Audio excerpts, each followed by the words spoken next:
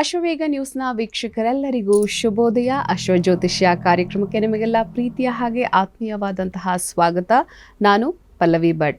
ವೀಕ್ಷಕರೇ, ಎಂದಿನಂತೆ ಇವತ್ತಿನ ಕಾರ್ಯಕ್ರಮದಲ್ಲಿ ಪಂಚಾಂಗ ಭವಿಷ್ಯ, ರಾಶಿ ಭವಿಷ್ಯಗಳ ಫಲಾಫಲ ಯಾವ ರೀತಿಯಾಗಿರುತ್ತೆ, ಹಾಗೆಯೇ ಧಾರ್ಮಿಕ ಚಿಂತನೆಗಳಿಗೆ ಸಂಬಂಧಪಟ್ಟಂತೆ ಮಂಗಳವಾರ ಕ್ಷೌರಿಕವನ್ನ ಯಾಕೆ ಮಾಡಿಸಬಾರದು, ಈ ವಿಚಾರದ ಬಗ್ಗೆ ಸಾಕಷ್ಟು ಮಾಹಿತಿಯನ್ನು ತಿಳಿಸಿಕೊಡೋದಕ್ಕೆ ಇವತ್ತಿನ ಕಾರ್ಯಕ್ರಮದಲ್ಲಿ ನಮ್ಮ ಜೊತೆಗೆ ಭಾಗವಹಿಸ್ತಾ ಇದ್ದಾರೆ ಧಾರ್ಮಿಕ ಚಿಂತಕರಾದಂತಹ ಶ್ರೀ ವೆಂಕಟರಮಣ ಭಟ್. ಬನ್ನಿ ಅವನ ಕಾರ್ಯಕ್ರಮಕ್ಕೆ ಆಧಾರದಿಂದ ಬರಮಾಡಿಕೊಳ್ಳೋಣ. ಗುರುಗಳೇ, ಕಾರ್ಯಕ್ರಮಕ್ಕೆ ಆಧಾರದ ಸ್ವಾಗತ. ನಮಸ್ಕಾರ ಗುರುಗಳೇ, ಇವತ್ತು ಶುಕ್ರವಾರ, ಪಂಚಾಂಗ ವಿಶೇಷತೆಯನ್ನು ತಾವು ತಿಳಿಸ್ಕೊಡಿ. ಶ್ರೀ ಗುರುಭ್ಯೋ ನಮಃ. ಹರಿ ಓಂ. ಗುರುಬ್ರಹ್ಮ ಗುರುರ್ವಿಷ್ಣು ಗುರುರ್ದೇವೋ ಮಹೇಶ್ವರ ಗುರುಃ ಸಾಕ್ಷಾತ್ ಪರಂ ಬ್ರಹ್ಮ ತಸ್ಮೈ ಶ್ರೀ ಗುರವೇ ನಮಃ. ಏಕ ಏವ ಪರಬ್ರಹ್ಮ ಪರಮಾತ್ಮ ದಿಗಂಬರಃ ಸ್ವಯಮೇವ ಗುರುಃ ಸಾಕ್ಷಾತ್ ಸುಬ್ರಾಯಃ ಪಾತು ನಃ ಸದಾ.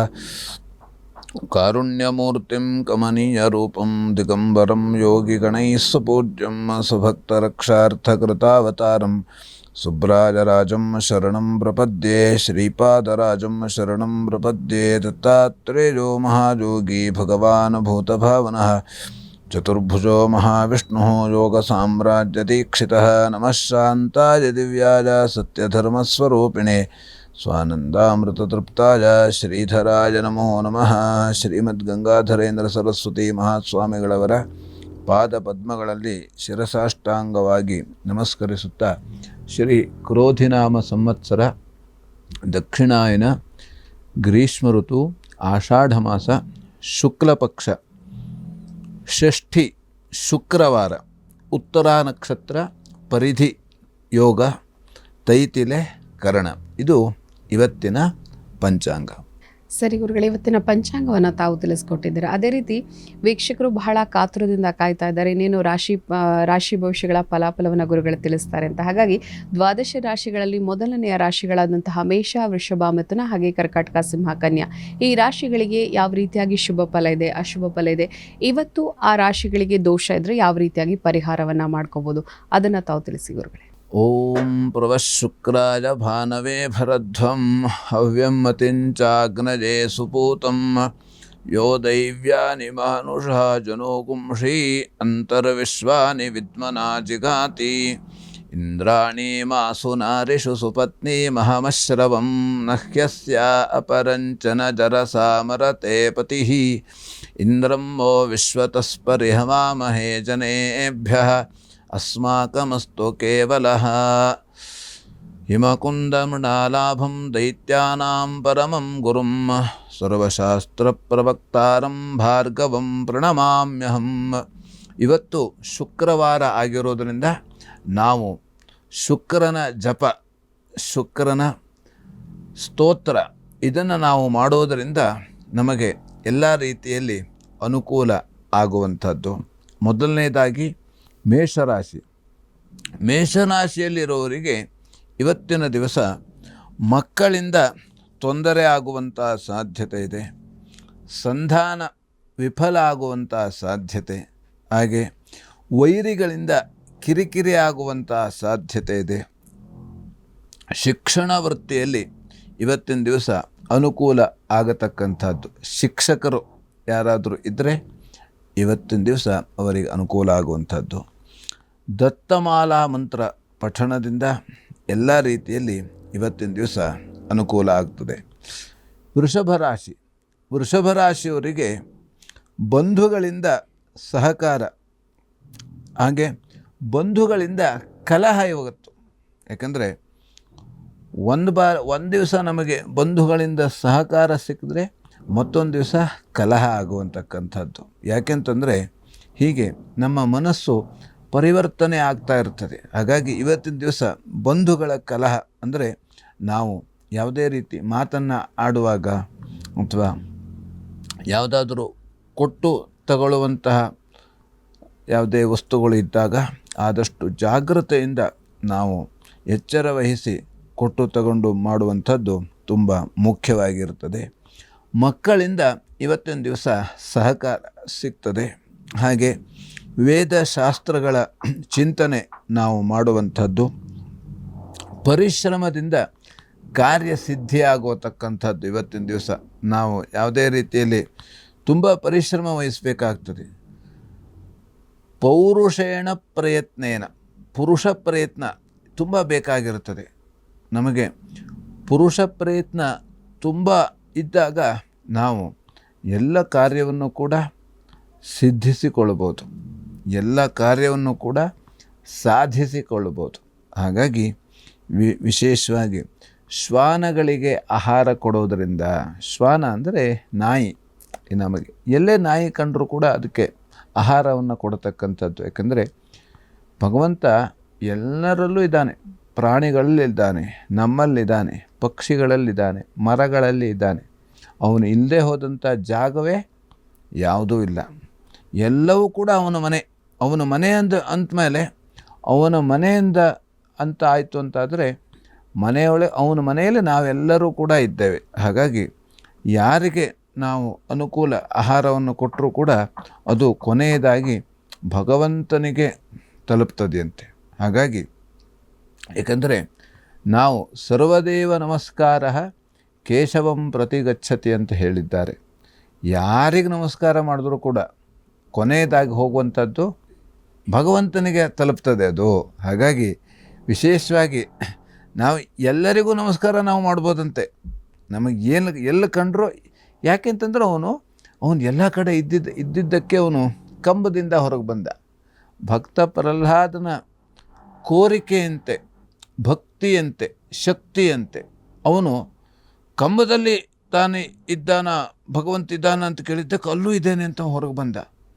ಯಾಕೆಂದರೆ ಅವನು ಎಲ್ಲ ಕಡೆ ಇದ್ದಾನೆ. ಆದರೆ ಅವನಿಗೆ ಭಕ್ತ ಪ್ರಹ್ಲಾದನಿಗೆ ಯಾಕೆ ಕಂಡ?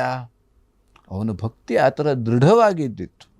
ಹಾಗಾಗಿ ಅವನು ಯಾರಲ್ಲಿ ಭಕ್ತಿ ಇರ್ತದೆಯೋ ಅಲ್ಲಿ ಭಗವಂತ ಇರ್ತಾನಂತೆ.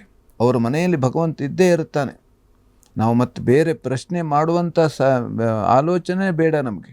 ಯಾಕಂದರೆ ಭಗವಂತನಲ್ಲಿ ಶಕ್ತಿ ಇದೆ, ನಮಗೆ ಭಕ್ತಿ ಬೇಕು.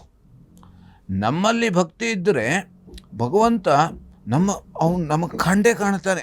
ಯಾಕಂದರೆ ಅವನ ಆ ಒಂದು ಎಲ್ಲ ರೀತಿಯಾದಂಥ ಪವಾಡ ರೀತಿಯಲ್ಲಿ ನಮ್ಮ ಜೀವನದ ಎಲ್ಲ ಕೆಲಸವನ್ನು, ಎಲ್ಲ ಗುರಿಯನ್ನು ಕೂಡ ಅವನು ಮುಟ್ಟಿಸ್ತಾನಂತೆ. ನಮಗೆ ಭಗವಂತ ಒಬ್ಬ ಇದ್ದರೆ ಸಾಕು, ಎಲ್ಲ ಕೆಲಸ ಆಗ್ತದೆ. ಬೇರೆ ಎಷ್ಟು ಜನ ಇದ್ದರೂ ಭಗವಂತನೇ ನಮ್ಮ ಸಹಾಯಕ್ಕಿಲ್ಲ ಅಂತಾದರೆ ಏನು ಮಾಡೋದು ಕಷ್ಟ. ಯಾಕೆ ಅಂತಾರೆ, ಪಾಂಡವರ ಪಕ್ಷದಲ್ಲಿ ಇದ್ದವರು ಎಷ್ಟು ಜನ? 5 ಜನ, ಭಗವಂತ ಒಬ್ಬ ಇದ್ದ 6. ಕೌರವರಲ್ಲಿ 100 ಜನ ಮತ್ತು ಜಾಸ್ತಿ. ಅದಕ್ಕಾಗಿ ಅಷ್ಟು ಯಾವ ರೀತಿ 16-17 ಅಕ್ಷೋಹಿಣಿ ಸೈನ್ಯ ಆಯಿತು ಅವ್ರ ಹತ್ರ. ಇವ್ರ ಹತ್ರ ಇದ್ದಿದ್ದು ಇಷ್ಟೇ, ಯಾರೂ ಇಲ್ಲ. ಇವ್ರ ಹತ್ರ ಇದ್ದಿದ್ದು ಬರೀ ಕೈ ಕಾಲು ಅಷ್ಟೇ. ಅದು ಕೌರವರ ಹತ್ರ ಅಷ್ಟು ಆಯುಧ ಇತ್ತು. ಯಾಕೆ ಭಗವಂತ ತಾನು ಶಸ್ತ್ರ ಹಿಡಿಯುವುದಿಲ್ಲ ಹೇಳವನು, ಅದಕ್ಕೆ ಹೇಳಿದ್ದ ಶಸ್ತ್ರ ಇಲ್ಲದೆ.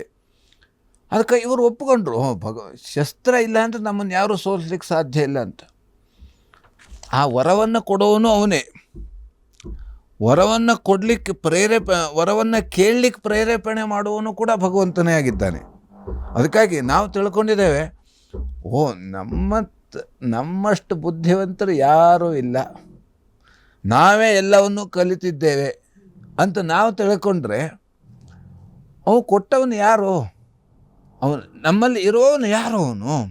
ಹಾಗಾಗಿ ಎಲ್ಲರಲ್ಲೂ ಇದ್ದುಕೊಂಡು, ಎಲ್ಲರನ್ನೂ ನಡೆಸ್ಕೊಂಡು, ಯಾರಲ್ಲೂ ತಾನಿಲ್ಲ ಹೇಳಿದ್ದಾನೆ ಭಗವಂತ. ಎಲ್ಲರಲ್ಲೂ ಇದ್ದೇನೆ, ತಾನು ಎಲ್ಲರಲ್ಲಿ ಇದ್ದೇನೆ, ತನ್ನಲ್ಲಿ ಎಲ್ಲರೂ ಇಲ್ಲ, ತನ್ನಲ್ಲಿ ಎಲ್ಲರೂ ಇಲ್ಲ. ತಾನು ಎಲ್ಲರಲ್ಲೂ ಇದ್ದೇನೆ, ತನ್ನಲ್ಲಿ ಎಲ್ಲರೂ ಇಲ್ಲ. ತನ್ನಲ್ಲಿ ಭಗವಂತನಲ್ಲಿ ಇರೋರು ಯಾರು? ಭಕ್ತರು ಮಾತ್ರ ಭಗವಂತನ ಹತ್ರ ಇರ್ತಾರೆ. ಬೇರೆಯವರು ಭಗವಂತನ ಹತ್ರ ಇರಲಿಕ್ಕೆ ಸಾಧ್ಯ ಇಲ್ಲ. ಹಾಗಾಗಿ ಆ ಭಗವಂತನ ಸ್ಮರಣೆ ಮಾಡ್ತಾ ಹೋದಂಗೆ ಅದು ಮುಗಿಯುವಂಥದ್ದೇ ಅಲ್ಲ, ಅದು ಮುಕ್ತಾಯ ಹೇಳೋದು ಇಲ್ಲವೇ ಇಲ್ಲ. ಹಾಗಾಗಿ ಆ ರೀತಿಯಲ್ಲಿ ನಾವು ಆ ಭಗವಂತನಿಗೆ, ಶ್ವಾನಗಳಿಗೆ ಆಹಾರ ನೀಡೋದರಿಂದ ಎಲ್ಲ ರೀತಿಯಲ್ಲಿ ಅನುಕೂಲ ಆಗತಕ್ಕಂಥದ್ದು. ಇನ್ನು ಮಿಥುನ ರಾಶಿ, ಮಿಥುನ ರಾಶಿಯಲ್ಲಿರುವವರಿಗೆ ಧನ ಲಾಭ ಆಗುವಂಥ ಸಾಧ್ಯತೆ ಇದೆ. ಮೃಷ್ಟಾನ್ನ ಭೋಜನ ಮಾಡುವಂಥ ಸಾಧ್ಯತೆ, ವಿದ್ಯಾರ್ಥಿಗಳಿಗೆ ಅನುಕೂಲ ಆಗತಕ್ಕಂಥದ್ದು, ಹಾಗೆ ಸಹೋದರರಲ್ಲಿ ಕಲಹ ಆಗತಕ್ಕಂಥ ಸಾಧ್ಯತೆ ಇದೆ. ಗೋ ಸೇವೆ ಮಾಡೋದರಿಂದ ಎಲ್ಲ ರೀತಿಯಲ್ಲಿ ಅನುಕೂಲ ಆಗತಕ್ಕಂಥದ್ದು.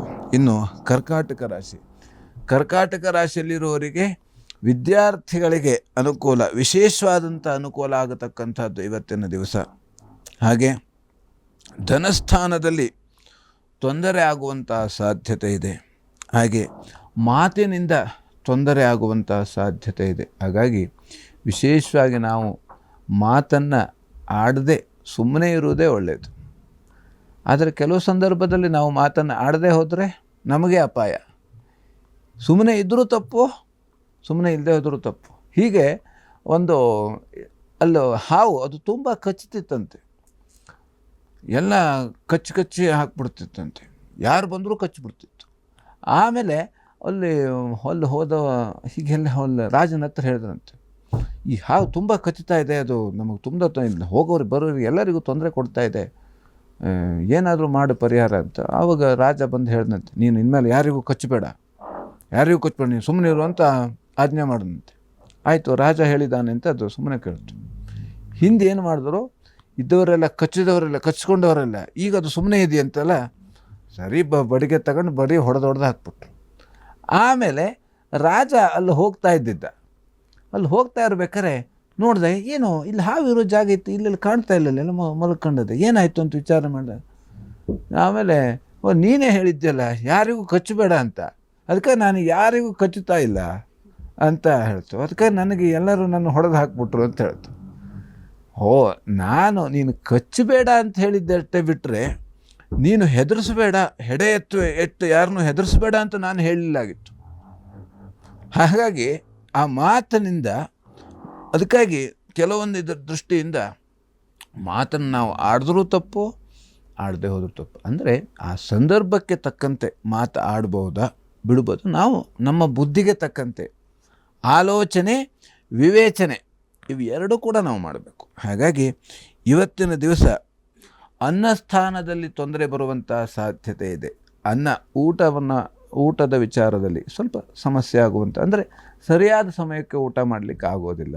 ಹಾಗಾಗಿ ದತ್ತಾತ್ರೇಯ ದರ್ಶನ ಮಾಡುವುದರಿಂದ ಎಲ್ಲ ರೀತಿಯಲ್ಲಿ ಅನುಕೂಲ ಆಗತಕ್ಕಂಥದ್ದು. ಇನ್ನು ಸಿಂಹರಾಶಿಯಲ್ಲಿರೋರಿಗೆ ಶಿರೋಬಾಧೆ, ತಲೆನೋವು ಬರುವಂಥ ಸಾಧ್ಯತೆ, ಆರೋಗ್ಯದಲ್ಲಿ ಸ್ವಲ್ಪ ವ್ಯತ್ಯಾಸ ಆಗುವಂಥದ್ದು, ಧನ ಲಾಭ ಆಗುವಂಥ ಸಾಧ್ಯತೆ ಇದೆ.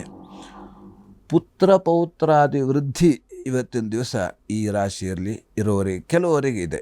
ಹಾಗೆ ಪಂಚಾಮೃತ ಅಭಿಷೇಕ ಮಾಡುವುದರಿಂದ ಎಲ್ಲ ರೀತಿಯಲ್ಲಿ ಅನುಕೂಲ ಆಗತಕ್ಕಂಥದ್ದು.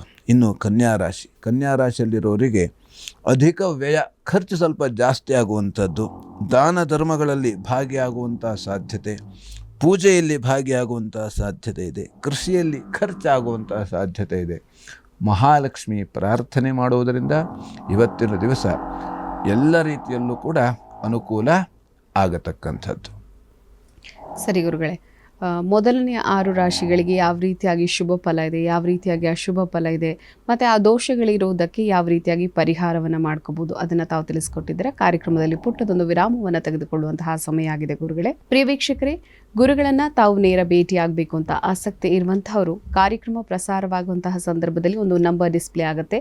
ಆ ನಂಬರ್ಗೆ ಕರೆ ಮಾಡಿ ಅಪಾಯಿಂಟ್ಮೆಂಟನ್ನು ತಗೊಂಡು ಮಲ್ಲೇಶ್ವರಂನ 5ನೇ ಕ್ರಾಸ್ 5ನೇ ಮೈನಲ್ಲಿರುವ ಜಂಬೂ ಗಣಪತಿ ದೇವಸ್ಥಾನಕ್ಕೆ ಹೋಗಿ ಗುರುಗಳನ್ನು ತಾವು ನೇರ ಭೇಟಿಯಾಗಬಹುದು. ಹಾಗೆಯೇ ಪೂಜೆ, ಹೋಮ, ಹವನ, ಶುಭ ಕಾರ್ಯ, ಮಂಗಳ ಕಾರ್ಯ ಮತ್ತು ನಿಮ್ಮ ಜಾತಕದಲ್ಲಿ ಇರುವಂತಹ ದೋಷಗಳಿಗೆ ಸೂಕ್ತ ಸಲಹೆಯನ್ನು ಪಡ್ಕೊಳ್ಬೋದು ಅಂತ ಹೇಳ್ತಾ ಕಾರ್ಯಕ್ರಮದಲ್ಲಿ ಪುಟ್ಟದೊಂದು ವಿರಾಮದ ನಂತರ ಮತ್ತಷ್ಟು ಧಾರ್ಮಿಕ ವಿಚಾರಗಳು.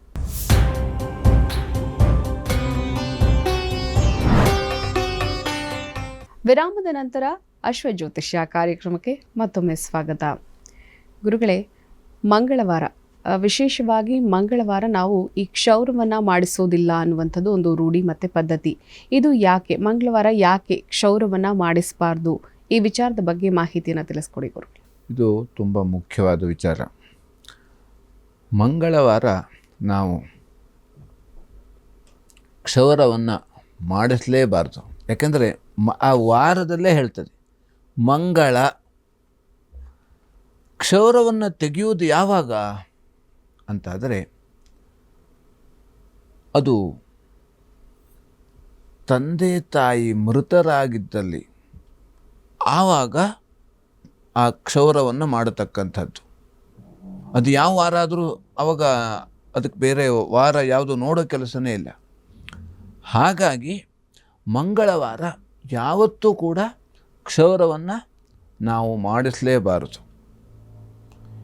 ಇನ್ನು ಎಲ್ಲ ರೀತಿಯಲ್ಲಿ, ಯಾಕೆಂದರೆ ಮಂಗಳ ಹೇಳತಕ್ಕಂಥದ್ದು ನಮಗೆ ಈ ಮಂಗಳ ಕಾರ್ಯದಲ್ಲಿ ಮತ್ತು ಮಂಗಳವಾರ ಹೇಳತಕ್ಕಂಥದ್ದು ಮತ್ತು ಹುಟ್ಟಿದ ವಾರ 2 ವಾರದಲ್ಲಿ ನಾವು ಕ್ಷೌರವನ್ನು ಮಾಡಿಸಬಾರದಂತೆ. ಈ ಶನಿವಾರ ಮತ್ತು ಮಂಗಳವಾರ 2, ಶನಿವಾರ ಮತ್ತು ಮಂಗಳವಾರ ಇವು 2 ದಿವಸ ನಾವು ಕ್ಷೌರವನ್ನು ಮಾಡಿಸಲೇಬಾರದು. ನಾವು ಕೂಡ ಕ್ಷೌರವನ್ನು ಶೇವಿಂಗನ್ನು ನಾವು ಮಾಡಿಕೊಳ್ಳಬಾರ್ದು. ಯಾಕೆಂತಂದರೆ ನಮ್ಮ ಆಯುಷ್ಯ ಕ್ಷೀಣಿಸ್ತದೆಯಂತೆ, ಆಯುಷ್ಯ ಕಡಿಮೆ ಆಗ್ತದೆ. ಅದಕ್ಕಾಗಿ ನಾವು ಮಂಗಳವಾರ ಮತ್ತು ಶನಿವಾರ 2 ದಿವಸನೂ ಕೂಡ ಆ ಕ್ಷೌರವನ್ನು ಮಾಡಬಾರ್ದು. ಯಾಕೆಂದರೆ ಇದೆಲ್ಲ ನಮ್ಮ ಧರ್ಮದಲ್ಲಿ ಹೇಳಿದ್ದೇ ಇದು.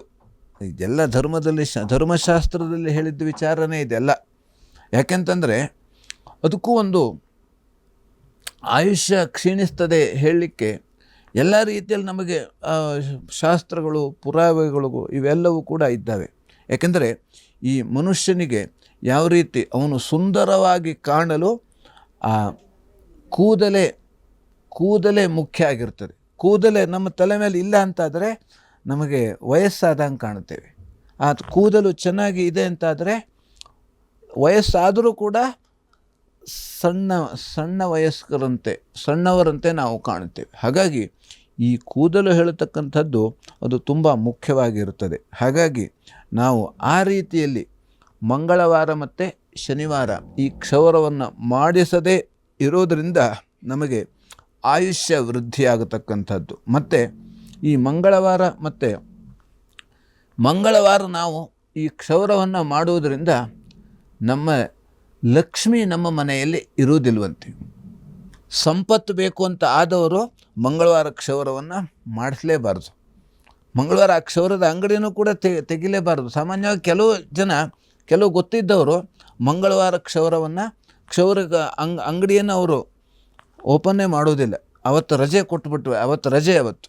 ಯಾಕೆಂತಂದ್ರೆ ಹೀಗೆ ಆ ಕ್ಷೌರವನ್ನು ನಾವು ಆದಷ್ಟು 12 ಬೆಳಗ್ಗೆ 12-12:30 ಒಳಗಡೆ ಕ್ಷೌರವನ್ನು ಮಾಡಿಸ್ಬೇಕಂತೆ. ಆ ನಂತರ ಅಪರಾಹ್ನ ಅಂತ ಕರಿತೇವೆ. ಅಪರಾಹ್ನದಲ್ಲಿ ಕ್ಷೌರವನ್ನು 12:30 ನಂತರ ಕ್ಷೌರವನ್ನು ಮಾಡಿಸಲೇಬಾರದಂತೆ. ಅದಕ್ಕೂ ಕೂಡ ಇದೆ. ಅದಕ್ಕೆ ದೇವತೆಗಳ ಕಾಲ ಬೆಳಗ್ಗೆ 4 ಗಂಟೆಯಿಂದ 12 ಗಂಟೆವರೆಗೆ ದೇವತೆಗಳ ಕಾಲ, 12 ಗಂಟೆಯಿಂದ 3 ಗಂಟೆವರೆಗೆ ಪಿತೃಗಳ ಕಾಲ, ಹಾಗೆ ರಾತ್ರಿ 8ರಿಂದ ಬೆಳಗಿನ ಜಾವ 2 ಗಂಟೆವರೆಗೆ ರಾಕ್ಷಸರ ಕಾಲ. ಹಾಗಾಗಿ ಈ ಸಂದರ್ಭದಲ್ಲಿ ಈ 12 ಗಂಟೆಯ ನಂತರ, 12:30 ನಂತರ ಅಥವಾ ಬೇಡ 1 ಗಂಟೆಯ ನಂತರ ಆದರೂ ಕೂಡ ನಾವು ಕ್ಷೌರವನ್ನು ಮಾಡಿಸಲೇಬಾರದು. ಯಾಕೆಂದರೆ ಇದೇ ಉದ್ದೇಶ. ಆಯುಷ್ಯ ಕ್ಷೀಣಿಸ್ತದೆ, ಆಯುಷ್ಯ ಕಡಿಮೆ ಆಗ್ತದೆ, ಲಕ್ಷ್ಮಿ ಅಂಥವರ ಮನೆಯಲ್ಲಿ ಇರುವುದಿಲ್ವಂತೆ. ಅದಕ್ಕಾಗಿ ನಾವು ಸಾಯಂಕಾಲದ ವೇಳೆಯಲ್ಲಿ, 3 ಸಂಜೆ ವೇಳೆಯಲ್ಲಿ ನಾವು ಗುಡಿಸಬಾರದು ಅಂತ ಹೇಳ್ತಾರೆ. ಹಾಗಾಗಿ ಇದೆಲ್ಲ ಹಿಂದೆ ಹೇಳಿದಂಥದ್ದು. ಆ ಸಂದರ್ಭದಲ್ಲಿ ಆ ಪದ್ಧತಿಯನ್ನು ನಾವು ಆಚರಣೆ ಮಾಡಿಕೊಂಡು ಬಂದರೆ ನಮಗೂ ಕೂಡ ಒಳ್ಳೆಯದಾಗತಕ್ಕಂಥದ್ದು. ಯಾಕೆಂದರೆ ಈ ತಿಥಿ, ವಾರ, ನಕ್ಷತ್ರ, ಯೋಗ, ಕರ್ಣ ಅಂತ ನಾವೇನು ಹೇಳ್ತೇವೆ, ಅದರಲ್ಲೂ ಕೂಡ ಈ ತಿಥಿ ಹೇಳುವಂಥದ್ದು ಅಮಾವಾಸ್ಯೆ. ನಾವು ಬೇರೆ ಎಲ್ಲ ನಾವು ನಂಬುತ್ತೇವೆ, ಇದು ಮಾಡ್ತೇವೆ. ಅಮಾವಾಸ್ಯೆ ಬಂದಾಗ ನಮಗೆ ಸ್ವಲ್ಪ ಎಚ್ಚರವಾಗಿರ್ತೇವೆ. ಇವತ್ತು ಅಮಾವಾಸ್ಯೆ, ನಾವೇನೂ ಮಾಡಬಾರ್ದು ಅಥವಾ ಅದನ್ನು ಮಾಡಬಾರ್ದು, ಇದನ್ನು ಮಾಡಬಾರ್ದು ಅಂತ ಹೇಳ್ತೇವೆ. ಆದರೆ ಬೇರೆ ಈ ವಾರದ ವಿಚಾರ ಬಂದಾಗ ನನಗೆ ವಾರ ಇದೆಲ್ಲ ಏನು ಸಂಬಂಧ ಇಲ್ಲ, ಅದನ್ನೆಲ್ಲ ಮಾಡೋದಿಲ್ಲ ಅಂತೇವೆ. ಅಷ್ಟೇ ಶಕ್ತಿ ಇದಕ್ಕೂ ಇರ್ತದೆ. ಈ ಮಂಗಳವಾರ ಈ ಇದಕ್ಕೂ, ಯಾಕಂದರೆ ತಿಥಿವಾರ ನಕ್ಷತ್ರ ಯೋಗಕರಣ ಇದೆಲ್ಲವೂ ಕೂಡ ಈ ಪಂಚಾಂಗ ಹೇಳಿದಲ್ಲಿ ಈ 5 ಅಂಗದಲ್ಲಿ ಇದು ಕೂಡ ಒಂದು. ಹಾಗಾಗಿ ನಾವು ಈ ಆಚರಣೆಯಿಂದ ಕಟ್ಟುನಿಟ್ಟಾಗಿ ನಾವು ಪಾಲನೆ ಮಾಡೋದರಿಂದ ನಮಗೆ ಒಳ್ಳೆಯದಾಗತಕ್ಕಂಥದ್ದು, ಬೇರೆಯವರಿಗಲ್ಲ. ಇದು ಎಲ್ಲವೂ ಕೂಡ ಬೆಳಗ್ಗೆ ಎದ್ದು ಪೂಜೆ ಮಾಡೋ, ದೇವರಿಗೆ ನಮಸ್ಕಾರ ಮಾಡೋ ಹೇಳಿದ್ದು ಯಾರಿಗೆ? ನಮಗೆ. ಉತ್ತಮ ಆತ್ಮನಾಖ್ಯಾತ ತಾನು ಮಾಡೋದ್ರಿಂದಲೇ ಅವನಿಗೆ ಅನುಕೂಲ ಆಗತಕ್ಕಂಥದ್ದು, ಅಂಥವರೇ ಉತ್ತಮರು.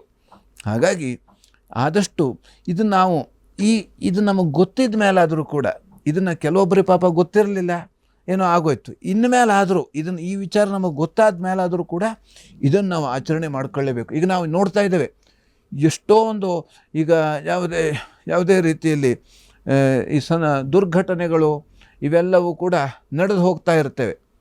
ಇದಕ್ಕೂ ಕೂಡ ಕಾರಣ ಆಗಿರುತ್ತೇವೆ. ಯಾಕಂದರೆ ನಾವು ಸಂಪ್ರದಾಯ ಆಚರಣೆ ಮಾಡ್ತಾ ಇಲ್ಲ, ಶಾಸ್ತ್ರ ನಮಗೆ ಬೇಡವೇ ಬೇಡ. ಅದಕ್ಕಾಗಿ ನಮಗೆ ಈ ಅಪಮೃತ್ಯು ಇದೆಲ್ಲ ಆಗತಕ್ಕಂಥದ್ದು, ಅವಘಡ ಅಪಮೃತ್ಯು ಇದೆಲ್ಲ ಆಗತಕ್ಕಂಥದ್ದು ಈ ಒಂದು ಕಾರಣದಿಂದಲೂ ಆಗಿರ್ತದೆ. ಹಾಗಾಗಿ ಶಾಸ್ತ್ರಾಯಚ ಸುಖಾಯಚ, ಶಾಸ್ತ್ರ ಹೇಳಿದ್ದು ನಮ್ಮ ಸುಖಕ್ಕಾಗಿ, ಅಥವಾ ಬೇರೆ ನಾವು ಮಾತಿನಲ್ಲಿ ಹೇಳ್ತೇವೆ ಶಾಸ್ತ್ರ ಎಲ್ಲ ನಾವು ಮಾಡಲಿಕ್ಕೆ ಆಗೋದಿಲ್ಲ, ಅದನ್ನು ಯಾರು ಮಾಡ್ತಾರೆ ಈ ಕಾಲದಲ್ಲಿ ಅಲ್ಲ, ಈ ಶಾಸ್ತ್ರವನ್ನು ಎಲ್ಲ ಕಾಲದಲ್ಲೂ ಮಾಡ್ತಾ ಇರಬೇಕು. ಶಾಸ್ತ್ರ ಅಂದರೆ ಏನು? ಶಾಸನ, ಭಗವಂತ ಮಾಡಿದ ಶಾಸನ ಇದು. ನಾವು ಶಾಸನ ಏನು ಹೇಳ್ತೇವೆ, ಬರೆದಿಟ್ಟಿದ್ದು, ಭಗವಂತ ಬರೆದಿಟ್ಟಿದ್ದು, ಅದು ಅವನಿಂದಲೇ ಬಂದಿದ್ದು. ಹಾಗಾಗಿ ಈ ಶಾಸ್ತ್ರ ಸಂಪ್ರದಾಯ ಆಚರಣೆ ಮಾಡೋದರಿಂದ ನಮಗೆ ವೃದ್ಧಿ. ನಾವು ಇದನ್ನು ಮಾಡಲಿಲ್ಲ ಅಂದರೆ ಮುಂದಿನ ಪೀಳಿಗೆ, ಮಕ್ಕಳು ಮೊಮ್ಮಕ್ಕಳು ಅಥವಾ ಮುಂದೆ ಬರೋರು, ಅವ್ರಿಗೆ ಗೊತ್ತೇ ಇರೋದಿಲ್ಲ. ಅಪ್ಪ ಬೆಳಗ್ಗೆ ಬೇಗನೆ ಹೇಳೋದಿಲ್ಲ ಅಂತ ಮಗನೂ ಹೇಳೋದಿಲ್ಲ, ಇನ್ನು ಅಪ್ಪನೇ ಹೇಳಿಲ್ಲ ನಾ ಯಾಕೆ ಹೇಳಬೇಕು? ಹೀಗೆ ಇದನ್ನು ನಾವು ಆಚರಣೆ ಮಾಡ್ತಾ ಇದ್ದರೆ ನಮಗೆ ಎಲ್ಲ ರೀತಿಯಲ್ಲಿ ಅನುಕೂಲ ಆಗುವಂಥದ್ದು. ಸರಿ ಗುರುಗಳೇ, ಬಹಳ ವಿಶೇಷವಾಗಿ ಮಂಗಳವಾರ ಕ್ಷೌರವನ್ನು ಯಾಕೆ ಬಾಡಿಸಬಾರ್ದು, ಯಾಕೆ ಈ ಪದ್ಧತಿಯನ್ನು ಹಿಂದಿನ ಕಾಲದಿಂದಲೂ ರೂಢಿಸ್ಕೊಂಡು ಬಂದಿದ್ದೀವಿ ಅನ್ನುವಂತಹ ವಿಶೇಷ ಮಾಹಿತಿಯನ್ನು ವೀಕ್ಷಕರಿಗೆ ತಾವು ತಿಳಿಸ್ಕೊಟ್ಟಿದ್ದೀರಾ. ಹಾಗೆಯೇ ಉಳಿದಂತಹ ರಾಶಿಗಳಾದಂತಹ ತುಲಾ, ವೃಶ್ಚಿಕ, ಧನಸ್ಸು, ಮಕರ, ಕುಂಭ, ಮೀನ ಈ ರಾಶಿಗಳಿಗೆ ಯಾವ ರೀತಿಯಾಗಿ ಶುಭ ಫಲ ಇದೆ, ಯಾವ ರೀತಿಯಾಗಿ ಅಶುಭ ಫಲ ಇದೆ, ಮತ್ತು ಈ ರಾಶಿಗಳಲ್ಲಿ ಇರುವಂತಹ ದೋಷಗಳಿಗೆ ಇವತ್ತು ಏನು ಪರಿಹಾರಗಳನ್ನು ಮಾಡ್ಕೋಬಹುದು, ಇದನ್ನು ತಾವು ತಿಳಿಸ್ಕೊಡಿ ಗುರುಗಳೇ. ಇನ್ನು ತುಲಾರಾಶಿಯಲ್ಲಿ ಇರೋರಿಗೆ ಅಧಿಕ ವ್ಯಯ, ಖರ್ಚು ಜಾಸ್ತಿ ಆಗತಕ್ಕಂಥದ್ದು. ಹಾಗೆ ವ್ಯಾಪಾರದಿಂದ ಸ್ವಲ್ಪ ನಷ್ಟ ಆಗುವಂಥ ಸಾಧ್ಯತೆ ಇದೆ. ವೈರಿಯಿಂದಲೂ ಕೂಡ ನಷ್ಟ ಆಗತಕ್ಕಂಥದ್ದು. ವೈರಿಯಿಂದ ಹೇಗೆ ನಷ್ಟ ಅಂತದ್ದು, ಸುಮ್ಮನೆ ಬಂದು ನಮ್ಮ ವಸ್ತುಗಳ ಮೇಲೆ ಅಥವಾ ನಮ್ಮ ಜಮೀನು ಮೇಲೆ ಏನೋ ತೊಂದರೆ ಕೊಟ್ಟು ಏನೋ ಮಾಡಿ ಹೋಗೋದರಿಂದ ಅದು ನಮಗೆ ನಷ್ಟ ಆಗತಕ್ಕಂಥದ್ದು. ಹಾಗೆ ಬಂಗಾರದ ವ್ಯಾಪಾರಿಗಳಿಗೆ ಇವತ್ತಿನ ದಿವಸ ಅನುಕೂಲ ಇದೆ. ಶ್ರೀ ಸೂಕ್ತ ಪಾರಾಯಣ ಮಾಡೋದರಿಂದ ಎಲ್ಲ ರೀತಿಯಲ್ಲಿ ಅನುಕೂಲ ಆಗತಕ್ಕಂಥದ್ದು. ಇನ್ನು ವೃಶ್ಚಿಕ ರಾಶಿಯಲ್ಲಿರುವವರಿಗೆ ಧನ ಲಾಭ ಆಗುವಂಥ ಸಾಧ್ಯತೆ ಇದೆ. ವ್ಯಾಪಾರದಿಂದ ಲಾಭ ಆಗತಕ್ಕಂಥದ್ದು. ಬಟ್ಟೆ ವ್ಯಾಪಾರಿಗಳಿಗೆ ಕೂಡ ಲಾಭ ಆಗತಕ್ಕಂಥ ಸಾಧ್ಯತೆ ಇದೆ. ವೃತ್ತಿಯಲ್ಲಿ ಸ್ವಲ್ಪ ಕಿರಿಕಿರಿ ಆಗುವಂಥ ಸಾಧ್ಯತೆ ಇದೆ. ಔದುಂಬರ ಪ್ರದಕ್ಷಿಣೆ ಮಾಡೋದರಿಂದ ಎಲ್ಲ ರೀತಿಯಲ್ಲಿ ಅನುಕೂಲ ಆಗತಕ್ಕಂಥದ್ದು. ಇನ್ನು ಧನುರಾಶಿಯಲ್ಲಿರೋರಿಗೆ ವೃತ್ತಿಯಲ್ಲಿ ಅನುಕೂಲ ಆಗತಕ್ಕಂಥದ್ದು. ತಂಪು ಪಾನೀಯ ಅಂಗಡಿಗೆ ಲಾಭ. ಹಾಲು ಹೈನುಗಾರಿಕೋದ್ಯಮಕ್ಕೆ ಅನುಕೂಲ ಆಗತಕ್ಕಂಥದ್ದು. ತೀರ್ಥಯಾತ್ರೆಯಲ್ಲಿ ತೊಂದರೆ ಬರತಕ್ಕಂಥ ಸಾಧ್ಯತೆ ಇದೆ. ಮಾರ್ಜಾರಕ್ಕೆ ಆಹಾರ ಕೊಡೋದರಿಂದ, ಮಾರ್ಜಾರ ಅಂದರೆ ಬೆಕ್ಕು, ಈ ಬೆಕ್ಕಿಗೆ ಹಾಲು ಕೊಡ್ಬೋದು, ಅಥವಾ ಅದೇನು ತಿಂತದೆ ಅದನ್ನು ಕೊಡ್ಬೋದು, ಅದರಿಂದ ಅನುಕೂಲ ಆಗತಕ್ಕಂಥದ್ದು. ಇನ್ನು ಮಕರ ರಾಶಿಯಲ್ಲಿ ಇರೋರಿಗೆ ಶತ್ರುವಿನಿಂದ ತೊಂದರೆ, ಸಾಧು ಸಂತರ ದರ್ಶನ ಮಾಡುವಂಥ ಭಾಗ್ಯ ಇದೆ. ತೀರ್ಥಯಾತ್ರೆಯಲ್ಲಿ ಭಾಗಿಯಾಗುವಂಥ ಸಾಧ್ಯತೆ ಇದೆ. ತಂದೆ ತಾಯಿ ಸೇವೆ ಮಾಡೋದರಿಂದ ಎಲ್ಲ ರೀತಿಯಲ್ಲಿ ಅನುಕೂಲ ಇವತ್ತಿನ ದಿವಸ ಇದೆ. ಇನ್ನು ಕುಂಭರಾಶಿ, ದೂರ ಪ್ರಯಾಣದಲ್ಲಿ ತೊಂದರೆ ಬರುವಂಥ ಸಾಧ್ಯತೆ. ಉನ್ನತ ಶಿಕ್ಷಣದವರಿಗೆ ತೊಂದರೆ ಆಗುವಂಥ ಸಾಧ್ಯತೆ ಇದೆ. ಪತಿ ಪತ್ನಿಯಲ್ಲಿ ಕಲಹ. ಹಾಗೆ ಬಂಧುಗಳಿಂದ ಇವತ್ತಿನ ದಿವಸ ಸಹಕಾರ ಸಿಗುವಂಥದ್ದು. ದತ್ತಮಾಲಾ ಮಂತ್ರ ಪಠಣದಿಂದ ಎಲ್ಲ ರೀತಿಯಲ್ಲಿ ಅನುಕೂಲ ಆಗತಕ್ಕಂಥದ್ದು. ಇನ್ನು ಮೀನರಾಶಿಯಲ್ಲಿರುವವರಿಗೆ ಹೋಟೆಲ್ ಉದ್ಯಮದವರಿಗೆ ಲಾಭ ಇದೆ. ಬಂಗಾರದ ಅಂಗಡಿಗೂ ಕೂಡ ಲಾಭ ಇರತಕ್ಕಂಥದ್ದು. ಶತ್ರುಗಳಿಂದ ತೊಂದರೆ ಬರುವಂಥ ಸಾಧ್ಯತೆ. ಹೆಂಡತಿಯಿಂದ ಸಹಕಾರ ಸಿಗತಕ್ಕಂಥದ್ದು.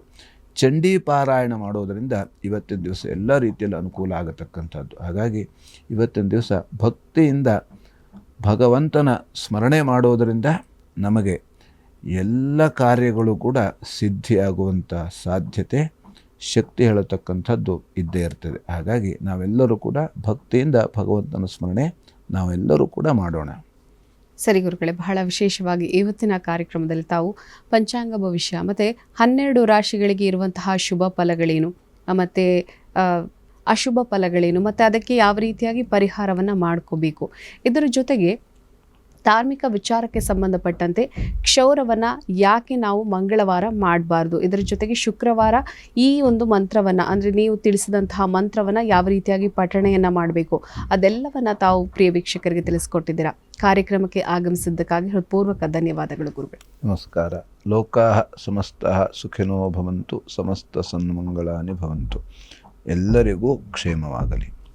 ವೀಕ್ಷಕರೇ, ಇವತ್ತು ಶುಕ್ರವಾರ ದೇವಿಯ ಆರಾಧನೆಯನ್ನು ಮಾಡುವಂತಹ ದಿನ. ಹಾಗಾಗಿ ದೇವಿಯ ಕೃಪೆಗೆ ನಾವೆಲ್ಲರೂ ಪಾತ್ರರಾಗೋಣ ಅಂತ ಹೇಳ್ತಾ ಇದಾಗಿತ್ತು ಈ ಹೊತ್ತಿನ ಅಶ್ವ ಜ್ಯೋತಿಷ್ ವಿಶೇಷ ಕಾರ್ಯಕ್ರಮ.